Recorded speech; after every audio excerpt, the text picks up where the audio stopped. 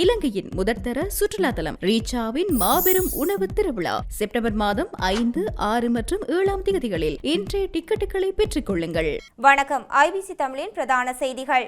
முதலில் தலைப்புச் செய்திகள். சஜித் பிரேமதாசவுக்கு எதிராக தடையை நீக்கும் ரணில். முன்னாள் ஜனாதிபதியின் செயலாளர் சமன் ஏகநாயக்க விசாரணைக்கு. யாழில் லஞ்சம் பெற முயன்ற அதிகாரிகள் 3 கைது. கிளிநொச்சியில் வாள்களுடன் நடமாடிய 4 போதைப் பொருளுடன் கைது. அரசு நிறுவனங்களுக்கு 2000 கெப்ரக வாகனங்கள் இறக்குமதி. மீண்டும் கைது செய்யப்படவுள்ள ரணில். காரணமும் காலமும் வெளியானது. ஜெனிவா செல்லும் முன்னர் முக்கிய சந்திப்பை நடாத்தும் விஜித ஹேரத். வீட்டில் இருந்து உணவு பெற அனுமதி கோரும் நிமல் லான்சர். காவல் நிலையத்துக்கு அருகில் துப்பாக்கிச் சூடு. ஸ்தலத்திலேயே ஒருவர் பலி. தொடர்வன விரிவான செய்திகள்.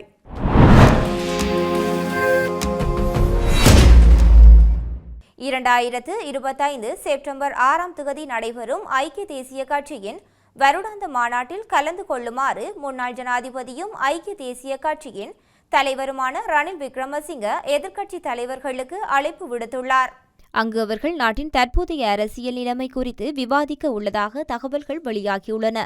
இந்த நிலையில் தமது கட்சி ரணில் விக்ரமசிங்கவுக்கு அழைப்பு கிடைத்துள்ளதாகவும் உறுப்பினர்களுடன் சஜித் பிரேமதாச மாநாட்டில் பங்கேற்பார் என்று கட்சியின் செயலாளர் ரஞ்சித் மத்தும பண்டார தெரிவித்துள்ளார். இந்த மாநாட்டுக்கு முன்னாள் ஜனாதிபதிகள் மஹிந்த ராஜபக்ச மற்றும் மைத்ரிபால சிறிசேன ஆகியோரும் அழைக்கப்பட்டுள்ளனர் என ஐக்கிய தேசிய கட்சி தரப்பு தெரிவிக்கப்பட்டுள்ளது. முன்னதாக கைது, தடுப்பு காவல் மற்றும் பிணைக்கு பின்னர் மருத்துவமனையில் இருந்து வீடு திரும்பிய அவர் முதல் நடவடிக்கையாக ஐக்கிய தேசிய கட்சியிலிருந்து சஜித் பிரேமதாச தலைமையில் பிரிந்து சென்ற உறுப்பினர்களுக்கு விதிக்கப்பட்ட தடையை நீக்கப் போவதாக தெரிய வருகின்றது. முன்னாள் ஜனாதிபதி ரணில் விக்ரமசிங்கவின் இங்கிலாந்து பயணத்துக்காக அரசு நிதியை தவறாக பயன்படுத்திய குற்றச்சாட்டு தொடர்பில் வாக்குமூலம் அளிக்க முன்னாள் ஜனாதிபதியின் செயலாளர் சமன் ஏகநாயக்க குற்றப்புலனாய்வு திணைக்களத்துக்கு அழைப்பு விடுத்துள்ளது. இதன்படி அவர் நாளைய தினம் குற்றப்புலனாய்வு திணைக்களத்தில் முன்னிலையாக உள்ளார். ஏற்கனவே குறித்த குற்றச்சாட்டு தொடர்பில் முன்னாள் ஜனாதிபதி ரணில் விக்ரமசிங்க கைது செய்யப்பட்டு விளக்கமறியலில் வைக்கப்பட்ட பின்னர் பிணையில் அனுமதிக்கப்பட்டுள்ளார். இந்த நிலையில் அவரின் பயணத்துக்காக நிதியை ஜனாதிபதி செயலகமே ஒதுக்கியது என்ற குற்றச்சாட்டின் அடிப்படையிலேயே சமன் ஏகநாயக்கவும் குற்றப்புலனாய்வு திணைக்களம் அழைப்பு விடுத்துள்ளது. இதேவேளை காலி முகத்திடல் போராட்டம் நடத்தியவர்கள் மீது தாக்குதலை கட்டுப்படுத்த தவறியது தொடர்பாக முன்னாள் போலீஸ் மா அதிபர் தேசபந்து தென்னகோன் அளித்த வாக்குமூலம் தொடர்பில் முன்னாள் ஜனாதிபதி கோட்டபாய ராஜபக்ச குற்றப்புலனாய்வு திணைக்கள அழைப்பு விடுத்துள்ளதாக தகவல் வெளியாகியுள்ளன. லஞ்சம் பெற முயன்ற குற்றச்சாட்டின் கீழ் யாழ்ப்பாண சங்கானி மதுவரி திணைக்கள அலுவலக அதிகாரிகள் 3 வடக்கு மாகாண சிரேஷ்ட பிரதி போலீஸ் மா அதிபர் திலக் தனபாலவின் கீழ் இயங்கும் குற்றப்புலனாய்வு திணைக்கள அதிகாரிகளால் கைது செய்யப்பட்டுள்ளார். இதுகுறித்து மேலும் தெரிய வருகையில் நேற்றைய தினம் மாதகல் பகுதியில் ஹெரோயினுடன் சந்தேக நபர் ஒருவரை கைது செய்வதற்கு மதுவரி திணைக்கள அதிகாரி முயற்சித்துள்ளனர். பின்னர் அவரை கைது செய்யாமல் விடுவதற்காக 30 லட்சம் ரூபாய் லஞ்சம் கோரியுள்ளனர். இந்த நிலையில் போதைப்பொருளை வைத்திருப்பவர் 20 லட்சம் ரூபாய் லஞ்சம் வழங்குவதாக ஒத்துக்கொண்டுள்ளனர். இந்த நிலையில் அவர்கள் சந்தேக நபரை விட்டுவிட்டு லஞ்ச பணத்தினை சித்தங்கனி பகுதியில் உள்ள மதுவரி திணைக்கள அலுவலகத்திற்கு கொண்டு வருமாறு கூறிவிட்டு சென்றுள்ளனர். போதைப்பொருள் வைத்திருப்பவரின் தரப்பின் இதுகுறித்து காங்கேசன்துறை குற்றப்புலனாய்வு திணைக்களத்தினருக்கு தகவல் வழங்கிவிட்டதை அடுத்து லஞ்சத்தை கொடுப்பது போல பாசாங்கு செய்வதற்காக அவர்களது அலுவலகத்துக்கு சென்றுள்ளனர். அங்கு லஞ்சத்தை கொடுப்பதற்கு முயற்சித்த வேளை குற்றப்புலனாய்வு திணைக்கள அதிகாரிகளால் மதுவரி திணைக்கள அதிகாரி 3 கைது செய்யப்பட்டுள்ளனர். கைது செய்யப்பட்ட அதிகாரிகள் 3 விசாரணைகள் முன்னெடுக்கப்பட்டு வருகின்றன. விசாரணைகளின் பின்னர் அவர்கள் 3 மல்லாக நீதிமன்றத்தில் முற்படுத்தப்பட உள்ளனர். கிளிநொச்சி போலீஸ் பிரிவுக்கு உட்பட்ட கோணாவில் பகுதியில் நேற்று மாலை வாள் மற்றும் போதைப் பொருட்களுடன் 4 கைது செய்யப்பட்டுள்ளனர். குறித்த பகுதியில் நேற்று மாலை சந்தேகத்துக்கு இடமான முறையில் நடமாடிய 4 சந்தேக நபர்கள் கிளிநொச்சி போலீசாருக்கு கிடைக்கப்பெற்ற தகவலுக்கு அமைய கைது செய்யப்பட்டுள்ளனர். கைது செய்யப்பட்ட சந்தேக நபர்களை சோதனையிட்ட போது மறைத்து வைத்திருந்த 4 வாள்கள் மற்றும் 7 மில்லிகிராம் ஐஸ் போதைப் பொருளை கிளிநொச்சி போலீசார் பறிமுதல் செய்தனர். அத்துடன் கைது செய்யப்பட்ட சந்தேக நபர்கள் கிளிநொச்சி நீதிமன்றத்தில் முன்னிலைப்படுத்தப்பட்ட நடவடிக்கை எடுக்கப்பட்டுள்ளதாக கிளிநொச்சி போலீசார் தெரிவிக்கின்றனர். அடுத்த ஆண்டின் தொடக்கத்தில் அரசு நிறுவனங்கள் தலைவர்களுக்கான 2000 கெப்ரக வாகனங்கள் இறக்குமதி செய்ய திட்டமிட்டுள்ளது.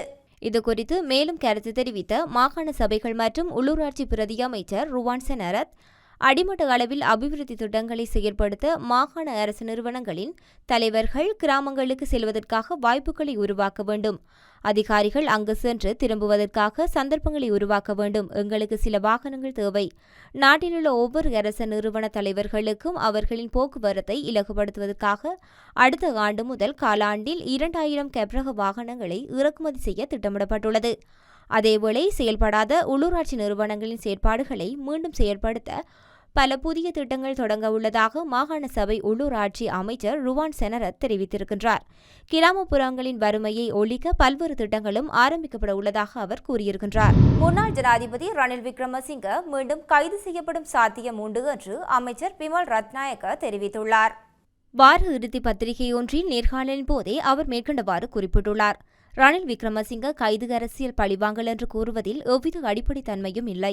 சட்ட ஆலோசனைகளுக்காக பட்டளந்த ஆணைக்குழு அறிக்கை சட்டமா அதிபருக்கு அனுப்பி வைக்கப்பட்டுள்ளது. சட்ட ஆலோசனை கிடைக்கப்பெற்றதும் பட்டளந்த சம்பவத்திற்கு எதிராக எதிர்வரும் நாட்களில் சட்ட நடவடிக்கை எடுக்கப்பட உள்ளது.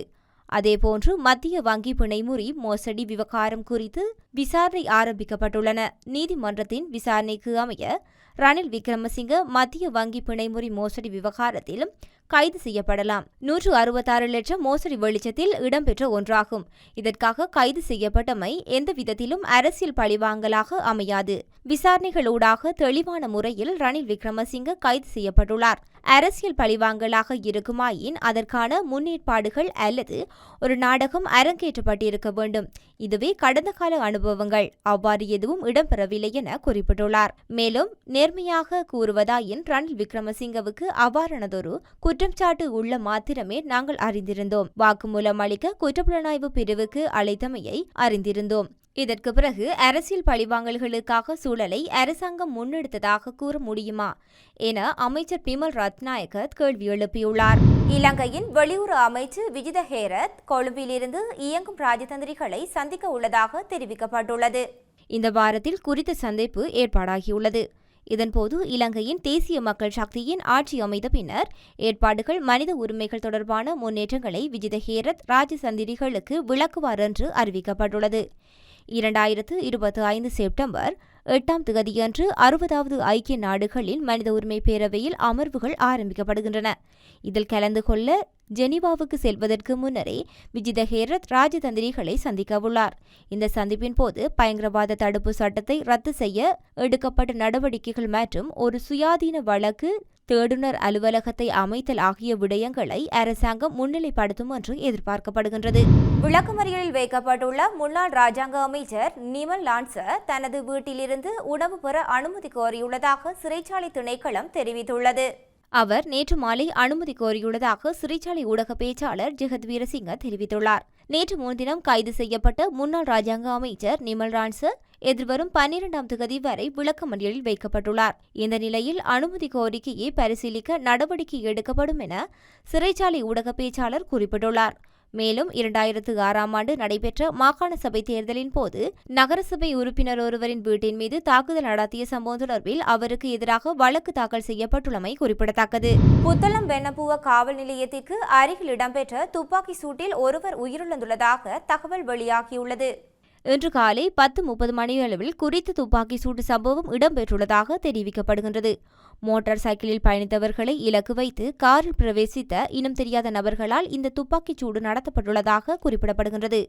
இதுகுறித்து மேலும் தெரிய வருகையில் காரில் பிரவேசித்தவர்கள் மோட்டார் சைக்கிளில் பயணித்தவர்களை காரால் மோதி விபத்துக்குள்ளாக்கியுள்ளனர். அதன் பின்னர் மோட்டார் சைக்கிளில் பயணித்தவர்களை கூறிய ஆயுதத்தினால் அவர்கள் தாக்கியுள்ளனர். இதனையடுத்து காயமடைந்தவரின் ஒருவர் அங்கிருந்து தப்பி சென்றதாக கூறப்படுகின்றது. மற்ற நபர் மீது காரில் பிரவேசித்த இனம் தெரியாதவர்களால் துப்பாக்கி பிரயோகம் நடத்தப்பட்டுள்ளதாக, துப்பாக்கி சூட்டுக்கு இலக்கானவர் ஸ்தலத்திலேயே உயிரிழந்துள்ளதாகவும் காவல்துறையினர் தெரிவிக்கின்றனர். உயிரிழந்தவர் மேல் நீதிமன்றில் நிலுவையில் உள்ள வழக்கு ஒன்றுக்காக வழங்கப்பட்ட உத்தரவின் பெயரில் வெண்ணப்புவ காவல் நிலையத்துக்கு முன்னிலையாகி கையொப்பமிட சென்றவர் என்று தெரிய வந்துள்ளது. இந்த நிலையில் கையொப்பமிட்டதன் பின்னர் அவருக்கு மற்றொரு மோட்டார் சைக்கிளில் வீடு திரும்பிய போதே குறித்த துப்பாக்கி சூடு நடத்தப்பட்டுள்ளதாக காவல்துறையினர் தெரிவிக்கின்றனர். ரிவால்வர் ரக துப்பாக்கியில் இருந்து துப்பாக்கி சூடு நடத்தப்பட்டுள்ளதாக தெரிய வருகின்றது. இதேவேளை உயிரிழந்தவரின் வழக்கு தொடர்பான நீதிமன்ற தீர்ப்பு எதிர்வரும் செப்டம்பர் மாதம் 9ஆம் தேதி அறிவிக்கப்பட இருப்பதாக காவல்துறையினர் தெரிவித்தமையும் குறிப்பிடத்தக்கது. செய்தியின் நிறைவாக மீண்டும் தலைப்புச் செய்திகள். சஜித் பிரேமதாசவுக்கு எதிராக தடையை நீக்கும் ரணில். முன்னாள் ஜனாதிபதியின் செயலாளர் சமன் ஏகநாயக்க விசாரணைக்கு. யாழில் லஞ்சம் பெற முயன்ற அதிகாரிகள் 3 கைது. கிளிநொச்சியில் வாள்களுடன் நடமாடிய 4 போதைப் பொருளுடன் கைது. அரசு நிறுவனங்களுக்கு 2000 கெப்ரக வாகனங்கள் இறக்குமதி. மீண்டும் கைது செய்யப்படவுள்ள ரணில். காரணமும் காலமும் வெளியானது. ஜெனிவா செல்லும் முன்னர் முக்கிய சந்திப்பை நடாத்தும் விஜித ஹேரத். வீட்டில் இருந்து உணவு பெற அனுமதி கோரும் நிமல் லான்சர். காவல் நிலையத்துக்கு அருகில் துப்பாக்கிச் சூடு. ஸ்தலத்திலேயே ஒருவர் பலி. இத்துடன் ஐபிசி தமிழின் பிரதான செய்திகள் முடிவடைகின்றன. செய்திகளை உடனுக்குடன் அறிந்து கொள்ள ஐபிசி தமிழ் எனும் யூடியூப் பக்கத்தினூடாக இணைந்திருங்கள்.